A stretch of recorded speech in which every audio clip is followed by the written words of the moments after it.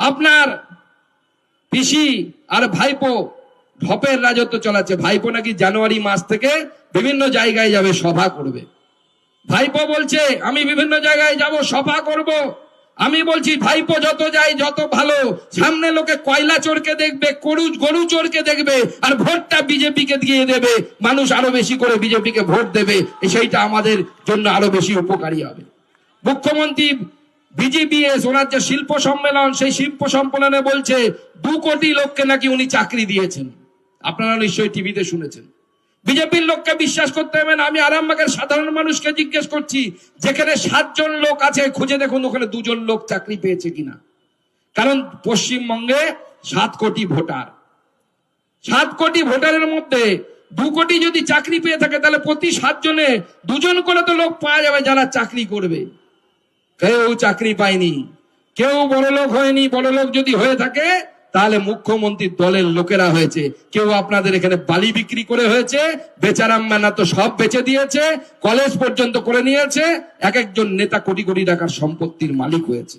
আজকে ভাবতে অবাক লাগে, আমাদের এই রাজ্য থেকে সরকারি হিসাবে 60 লক্ষ, কত লক্ষ, 60 লক্ষ বেকার যুবক যুবতী তারা অন্য রাজ্যে যাচ্ছে পরিযায়ী শ্রমিক হিসেবে।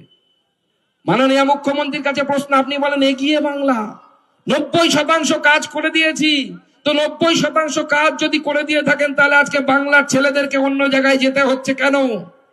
ভারতীয় জনতা পার্টির সরকার এলে শুধু অন্নপূর্ণা ভান্ডারের মধ্য দিয়ে তৃণমূলের থেকে আমরা বেশি টাকা লক্ষ্মীর ভান্ডারে দেব তাই নয়, আপনার নারায়ণ যেন আপনাকে ছেড়ে না যায়। আরে আপনি লক্ষ্মীর ভান্ডার দিচ্ছেন আর সব নারায়ণদেরকে অন্য রাজ্যে পাঠাচ্ছেন। সব নারায়ণ গৃহ ছাড়া ভারতীয় জনতা পার্টি ওই নারায়ণদেরকে ফিরে আনবে, তাদের বিশ্বকর্মা বানাবে, তাদের হাতে কাজ দেবে, তাদের কর্মসংস্থান করবে।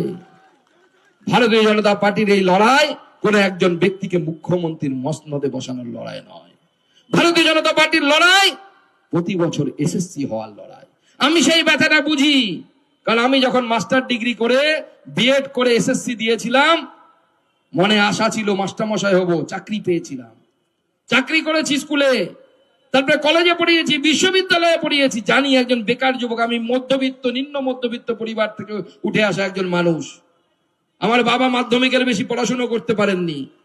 সেই পরিবার থেকে উঠে এসে যখন চাকরি পেলে কেমন লাগে সেই দুঃখ মমতা বন্দ্যোপাধ্যায় বুঝতে পারবেন না, ওনার ভাইপো বুঝতে পারবেন না। আমার বেকার ছেলে মেয়েরা বছরের পর বছর বিশ্ববিদ্যালয় থেকে বেরোচ্ছে, কলেজ থেকে বেরোচ্ছে, চাকরি নেই, এসএসসি নেই।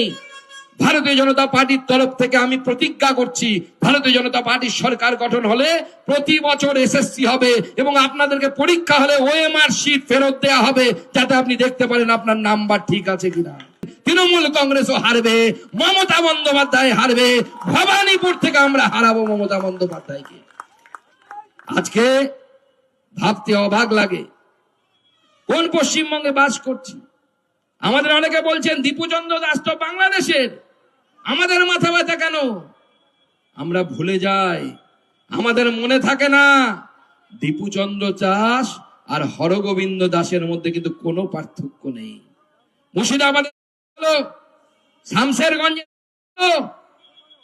হরগোবিন্দ দাস, চন্দন দাস বিজেপি করতো না, আরএসএস করতো না, বিশ্ব হিন্দু পরিষদ করতো না, সেকুলার কংগ্রেস করতো, সিপিএম করতো, ইন্ডি গঠবন্ধন ছিল। বাড়ির সামনে, স্ত্রীর সামনে, বৌমার সামনে কুপিয়ে মেরে আমি 5 ঘন্টা 45 ডিগ্রি সেন্টিগ্রেডে ঘুরে এসেছি, প্রত্যেকটা বাড়ি দেখেছি শমশেরগঞ্জে। বাচ্চা মেয়ে 10 দিন পর ফিরে এসেছে, আমাকে বলছে স্যার, আমার ফেসবুকে গেলে হয়তো এখনো সেই ভিডিওটা পাবেন, লাইভ করা হয়েছিল। বলছে স্যার আমাদের দোষ কি, আমরা কি শুধু হিন্দু এই জন্য দোষ? আরে হিন্দুর জন্য, নামের জন্য যদি হিন্দুস্তানে মরতে হয় তাহলে ভারতবর্ষের হিন্দুরা আর কোথায় যাবে বলুন? আপনার 1000 টাকার লক্ষ্মীর ভান্ডার আপনাকে দীপুচন্দ্র দাস হওয়ার থেকে বাঁচতে পারবে, হরগোবিন্দ দাস হওয়ার থেকে বাঁচাতে পারবে? নাকি আপনি সবুজ সাথী সাইকেল নিয়ে এখান থেকে শ্রীলঙ্কায় চালিয়ে চলে যাবেন এই বাংলা ছেড়ে? তাই পরিষ্কার বলছি, লক্ষ্মীর ভান্ডার বিজেপি এলেও থাকবে, তৃণমূলের থেকে 1 টাকা হলেও আমরা বেশি দিব। দেশটাকে বাঁচান, পশ্চিমবঙ্গটাকে বাঁচান, না হলে পশ্চিমবঙ্গ যদি না বাঁচে আপনার থাকার জায়গা থাকবে না, আপনার ভূমি থাকবে না। আপনার মাটি থাকবে না। অনেক রথী মহারথী এসেছে। আজকে যে এই আরামবাগে বিধানসভায় আছি, লোকসভায় আছি, এখানে অনিল বসু নামে একজন নেতা হতেন সিপিএম এর, নিশ্চয়ই মনে আছে। 5 লক্ষ ভোটে জিততেন। মমতা বন্দ্যোপাধ্যায়কে বলেছিলেন যে আমাদের মমতা বন্দ্যোপাধ্যায় এখানে এলে আমাদের মহিলারা ওনাকে পশ্চাৎ দেশ দেখাবে, বলেছিলেন তো, পুরনো লোকেদের নিশ্চয়ই মনে আছে। উনি তো মারা গেছেন, তাই তো, জীবিত তো নেই। তার আত্মাটা ঢুকে গেছে ভাইপোর মধ্যে। উনি 5 লাখে জিততেন, ভাইপো এখন চুরি করে 7 লাখে জিতে। এখান থেকে সোজা আত্মাটা ওখানে চলে গেছে। সেই জন্য তিনি ভাইপো এখন 7 লাখ ভোটে জেতার চেষ্টা করছেন, আর বলছেন যে না, যে আমরা মানুষের জনগণের ভোটে জিতি। আরে জনগণের ভোটে জিতলে 7 লক্ষ ভোটে জেতা যায় না। আজকে ভাবতে পারেন পশ্চিমবঙ্গের মুখ্যমন্ত্রী আপনাদেরকে যারা বলেছিলেন ডবল ডবল চাকরি হবে, সেই মুখ্যমন্ত্রী বলছেন, কি বলছেন, যে আপনার বাড়িতে আমি 1000 টাকা দিয়েছি, আপনার বউকে বলুন ঘুগনি রান্না করতে, আর সেই ঘুগনি নিয়ে আপনি মেলায় বসুন, সেখানে বসে আপনি সেই ঘুগনি বিক্রি করুন। মাননীয় মুখ্যমন্ত্রী, আমার আপনার বাড়ির ছেলে মেয়েরা ঘুগনি বিক্রি করবে, আর আপনার ভাইপো কয়লা বিক্রি করবে, কোটি কোটি টাকা রোজগার করবে। এটা চলতে পারে না, এটা ভারতীয় জনতা পার্টি চলতে দেবে না। ভারতীয় জনতা পার্টি এটা চলতে দেবে না। আপনার পিসি আর ভাইপো ঢপের রাজত্ব চালাচ্ছে। ভাইপো নাকি জানুয়ারি মাস থেকে বিভিন্ন জায়গায় যাবে, সভা করবে। ভাইপো বলছে আমি বিভিন্ন জায়গায় যাব, সভা করব। আমি বলছি ভাইপো যত যায় যত ভালো, সামনে লোকে কয়লা চোরকে দেখবে, গরু চোরকে দেখবে, আর ভোটটা বিজেপিকে দিয়ে দেবে। মানুষ আরো বেশি করে বিজেপিকে ভোট দেবে, সেইটা আমাদের জন্য আরো বেশি উপকারী হবে। মুখ্যমন্ত্রী বিজিবিএস, ওনার যে শিল্প সম্মেলন, সেই শিল্প সম্মেলনে বলছে 2 কোটি লোককে নাকি উনি চাকরি দিয়েছেন। আপনারা নিশ্চয়ই টিভিতে শুনেছেন। বিজেপির লোককে বিশ্বাস করতে হবে না। আমি আরামবাগের সাধারণ মানুষকে জিজ্ঞেস করছি, যেখানে 7 জন লোক আছে, খুঁজে দেখুন ওখানে 2 জন লোক চাকরি পেয়েছে কিনা। কারণ পশ্চিমবঙ্গে 7 কোটি ভোটার, 7 কোটি ভোটারের মধ্যে 2 কোটি যদি চাকরি পেয়ে থাকে, তাহলে প্রতি 7 জনে 2 জন করে তো লোক পাওয়া যাবে যারা চাকরি করবে। কেউ চাকরি পায়নি। মুখ্যমন্ত্রী বলছেন না, ওদেরকে যেতে দেব না। মুখ্যমন্ত্রী আর তৃণমূলের কার্যকলাপ থেকে আমাদের হিন্দি গানের কথা মনে পড়ে যাচ্ছে।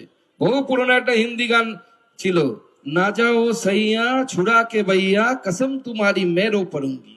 তো মুখ্যমন্ত্রীর সেই অবস্থা, না যাও সাইয়া, অনুপ্রবেশকারীদেরকে সাইয়া। এখন তো বাংলাদেশ থেকে মৌলবীরা পর্যন্ত অফার পাঠাচ্ছে, ভাবতে অবাক লাগে। মুখ্যমন্ত্রীকে বলছে আপা আপনি আসুন এখানে। কোন ধার্মিক উন্মাদনার মধ্যে দিয়ে বাংলাদেশ যাচ্ছে? আমরা এই ধরনের পশ্চিমবঙ্গ চাই কি? আপনারা চান?